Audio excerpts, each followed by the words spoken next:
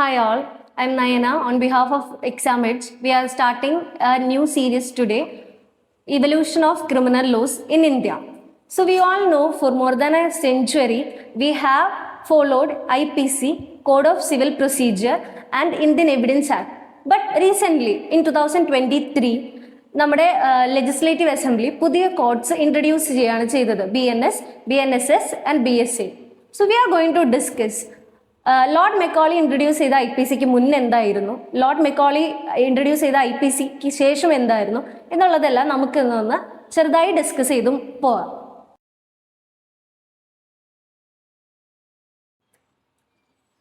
So ഇന്ന് നമ്മൾ കുറച്ച് കാര്യങ്ങൾ ഇൻട്രൊഡ്യൂസ് ചെയ്യുന്നത് എന്തൊക്കെയാണെന്നാൽ history of IPC, CRPC and Indian evidence act, time line of IPC, എത്ര കാലം എടുത്തിട്ടാണ് IPC നമ്മൾ ഇന്ത്യയിൽ എനാക്ട് ചെയ്തത് എന്നുള്ളത് നമുക്ക് ഡിസ്കസ് ചെയ്യാം, and time line of CRPC and also time line of Indian evidence act.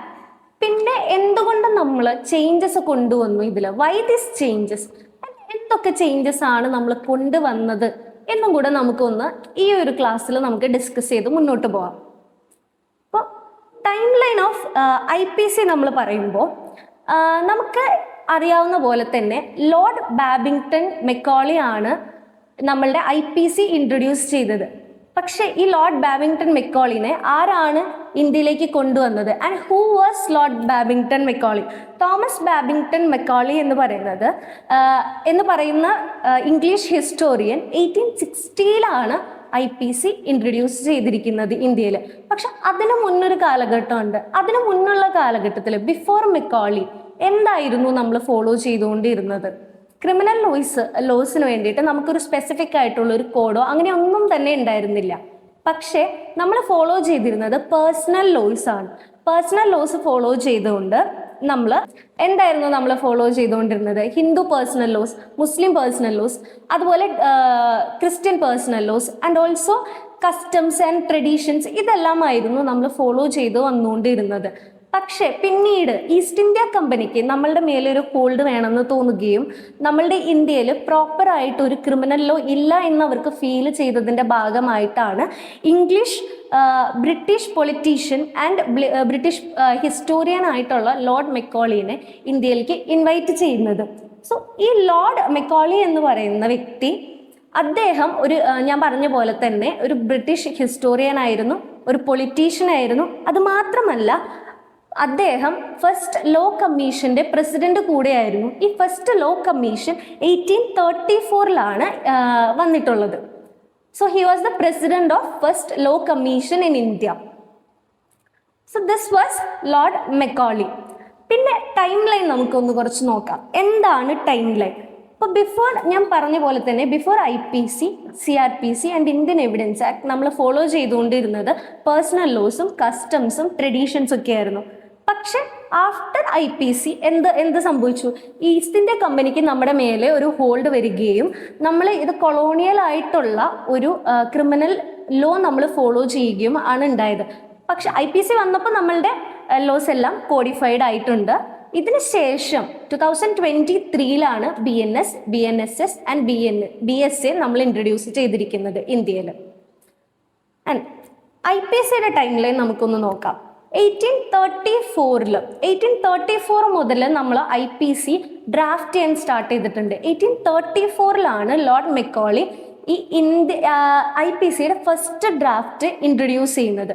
പക്ഷെ ഇതെന്തായിരുന്നു? ഇതൊരു ബേസിക് ഡ്രാഫ്റ്റ് ആയിരുന്നു. ഇതിൽ കൂടുതലും ഇംഗ്ലീഷ് ലോസ് ഇംപ്ലിമെന്റ് ചെയ്തു എന്നല്ലാതെ വേറെ ഇന്ത്യൻ ഗവൺമെന്റ് അല്ലെങ്കിൽ ഇന്ത്യയിലേക്ക് വേണ്ടിയിട്ട് ഒന്നും തന്നെ ഉണ്ടായിരുന്നില്ല. ഇന്ത്യൻ നേച്ചറിൽ ഒന്നും തന്നെ ഉണ്ടായിരുന്നില്ല. ഒരു copy and paste of English laws തന്നെയായിരുന്നു ഫസ്റ്റ് ഡ്രാഫ്റ്റ് ഓഫ് IPC എന്ന് പറയുന്നത്. And then in 1837 Lord Macaulay prepared the draft and presented it to the governor general. പക്ഷെ ഇത് ഒരുപാട് അമെൻമെന്റ്സിലൂടെയാണ് കടന്നുപോയത്.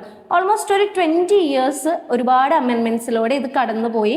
അവർ അനലൈസ് ചെയ്തു ഇന്ത്യയിലേക്ക് വേണ്ടിയിട്ട്, ഭാരതത്തിന് വേണ്ടിയിട്ട് എന്തൊക്കെ ആണ് വേണ്ടത് എന്ന് അവർ അനലൈസ് ചെയ്തിട്ട് ഒരുപാട് അമെൻമെന്റ്സ് എല്ലാം കടന്നു പോയി കഴിഞ്ഞിട്ട് ഒരു 1856 ആയപ്പോഴാണ് അടുത്ത ഡ്രാഫ്റ്റ് ലെജിസ്ലേറ്റീവ് കൗൺസിലിന് മുന്നിൽ ഇൻട്രൊഡ്യൂസ് ചെയ്യുന്നത്.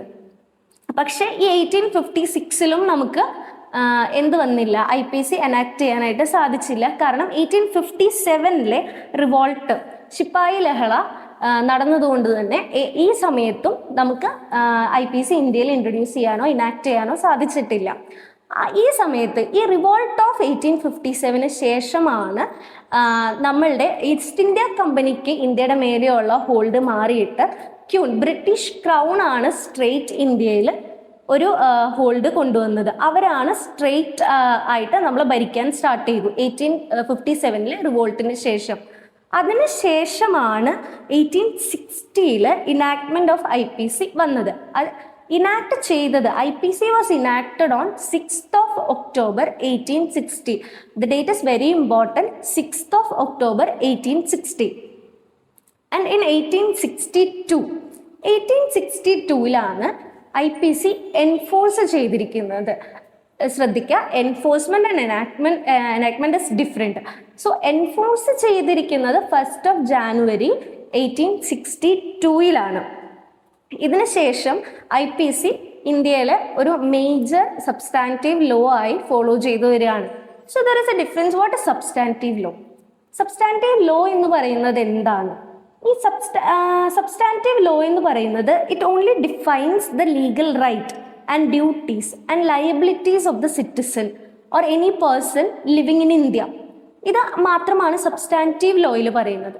പക്ഷെ when it comes to procedural ലോയിൽ ഈ റൈറ്റ്സ് എല്ലാം അല്ലെങ്കിൽ ഇതെല്ലാം ഈ എന്താണ് crime, suppose in IPC or BNS ഇതിലാകെ പറയുന്നത് എന്ത് ക്രൈമാണ്, മർഡർ, ഇത് മാത്രമായിരിക്കും പറയുന്നത്. പക്ഷെ പ്രൊസീജിയറൽ ലോയിലേക്ക് വരുമ്പോഴാണ് ഈ ക്രൈം നമ്മൾ എങ്ങനെ എക്സിക്യൂട്ട് ചെയ്യുന്നു, ഇതിലെങ്ങനെ ട്രയൽ നടത്തുന്നു, ഇൻവെസ്റ്റിഗേഷൻ നടത്തുന്നു എന്നുള്ളതെല്ലാം, ഇതിൻ്റെ എവിഡൻസസ് കളക്ട് ചെയ്യുന്നത് എങ്ങനെയെല്ലാമാണ് എന്നുള്ളതെല്ലാം പ്രൊസീജിയറൽ ലോയിലാണ് പറഞ്ഞു പോകുന്നത്. ഓക്കെ, അപ്പൊ നമ്മൾ പറഞ്ഞു ഒരു IPC സബ്സ്റ്റാൻറ്റീവ് ലോ ആയിട്ട് നമ്മൾ ഇന്ത്യയിൽ കാണാൻ തുടങ്ങിയെന്ന് പറഞ്ഞു. പക്ഷേ what is the substantive law? Substantive law എന്താണ് എന്ന് നമുക്കറിയില്ല. സബ്സ്റ്റാൻറ്റീവ് ലോ ഉണ്ട്, അതുപോലെ തന്നെ പ്രൊസീജിയറൽ ലോ ഉണ്ട്.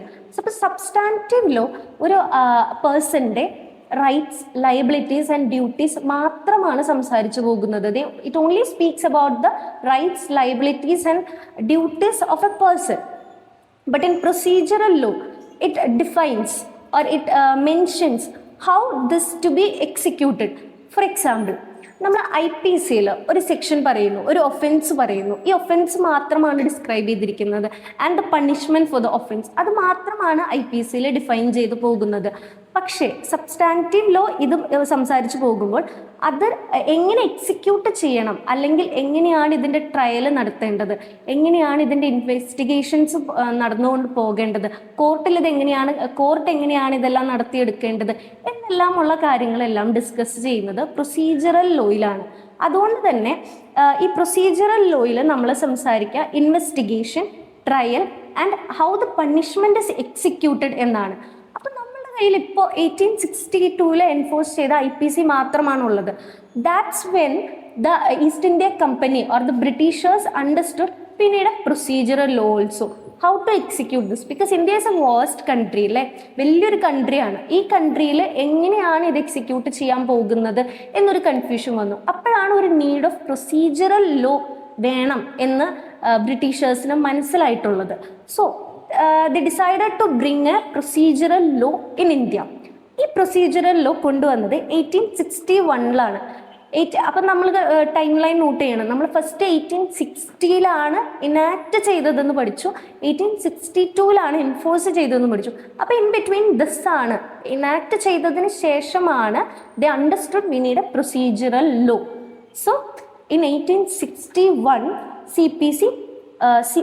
CRPC got enacted in India. So we understood when IPC was introduced to India, when CRPC was enacted first in India, and also we understood procedural law and substantive law. Okay, and then ഒരു 3 കാലഘട്ടങ്ങളിലായിട്ട് CRPCനെ നമുക്ക് പറയാം. 1872, 1882 and 1898. ഈ 3 കാലഘട്ടങ്ങളിലായിട്ടും CRPC undergone various amendments, ഒരുപാട് അമെൻമെൻറ്റ്സിലൂടെ CRPC കടന്നു പോയിട്ടുണ്ട്. അപ്പോൾ ഈ 1872-ലാണ് ഇതിനിടയിൽ ഇന്ത്യൻ എവിഡൻസ് ആക്ട് കടന്നു വരുന്നത്. അപ്പോൾ CRPC, even though CRPC was going through lot of അമെൻമെന്റ്സ്, in 1872 the government or the Britishers understood that we are in need of a evidence act. Why, എങ്ങനെയാണ് എവിഡൻസ് എല്ലാം കളക്ട് ചെയ്യേണ്ടത്, അതെങ്ങനെയാണ് execute ചെയ്യേണ്ടത്, അതെങ്ങനെയാണ് കോർട്ടിൽ പ്രൊഡ്യൂസ് ചെയ്യേണ്ടത്, and what are evidences or documents are admissible in court, ഇതെല്ലാം മനസ്സിലാക്കാൻ വേണ്ടിയിട്ട് നമ്മളൊരു ഇന്ത്യൻ എവിഡൻസ് ആക്ട് കൊണ്ടുവരികയാണ് ചെയ്തത് ഇൻ 1872. ബട്ട് ഈ IPC ആൻഡ് CRPC ഇൻട്രൊഡ്യൂസ് ചെയ്തത് അല്ലെങ്കിൽ ഡ്രാഫ്റ്റ് ചെയ്തത് ലോർഡ് മെക്കോളിയാണ്. But that is not the case in Indian Evidence Act. Indian Evidence Act enact ചെയ്തിരിക്കുന്നത് സർ ജെയിംസ് ഫിറ്റ്സ്മാൻ സ്റ്റീഫൻ ആണ്. So unlike Macaulay, he was not a British politician or historian. The Sir James Stephen, he was a judge, British judge ആയിരുന്നു അദ്ദേഹം. So അയാളുടെ അദ്ദേഹത്തിൻ്റെ valuable ആയിട്ടുള്ള insights അദ്ദേഹം use ചെയ്തിട്ടാണ് Indian evidence act enact ചെയ്തിരിക്കുന്നത്. അങ്ങനെയാണ് ഒരു time line of IPC, CRPC and Indian evidence act.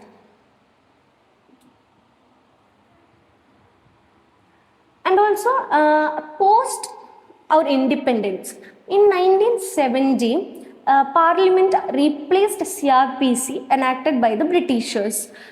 So the Parliament felt that, Indian government felt that ഇത് CRPC നമുക്ക് ഇതുപോലെ മുന്നോട്ട് കൊണ്ടുപോകാൻ പറ്റില്ല. Why? Because the old CRPC, it gave more hold, or it was favorable to the persons who had the titles or who was acting in favor of the Britishers.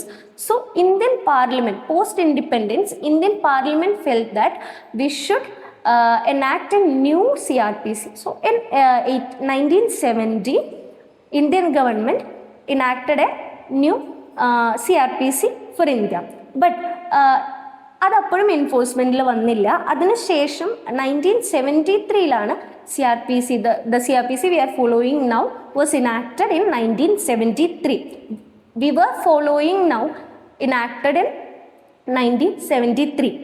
And in 2023, all these criminal laws were abolished.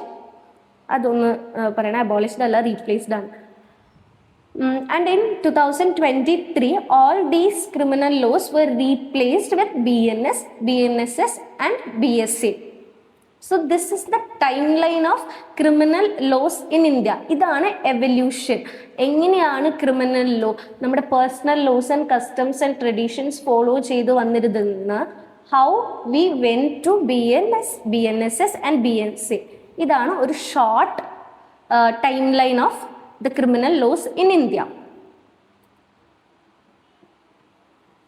So why these changes? Why in 2023 we brought in new criminal laws to India? എന്തിനു വേണ്ടിയിട്ടാണ്? So we had a colonial legacy in IPC, CRPC and Indian Evidence Act.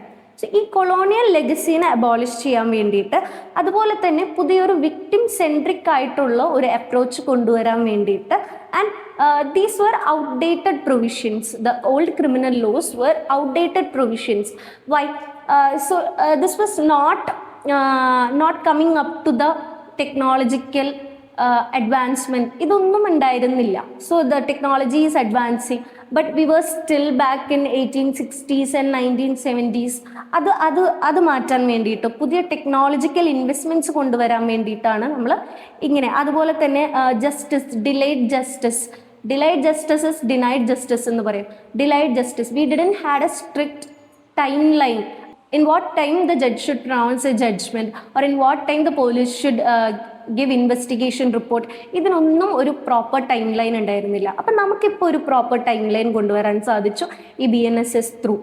And also more technological advancements, നേരത്തെ പറഞ്ഞ പോലെ അതിനെല്ലാം വേണ്ടിയിട്ടാണ് നമ്മൾ പുതിയ criminal loss ഇന്ത്യയിൽ ഇൻട്രൊഡ്യൂസ് ചെയ്തിരിക്കുന്നത്. So what are all the changes brought in? The first change was for women and children A new chapter. A completely new chapter for women and children was introduced in BNS. പക്ഷെ IPC all these were scattered. There was no separate and dedicated chapter for women and children. പക്ഷെ ഇപ്പം നമ്മളൊരു chapter കൊണ്ടുവരികയാണ് BNS specific and dedicated chapter for women and children.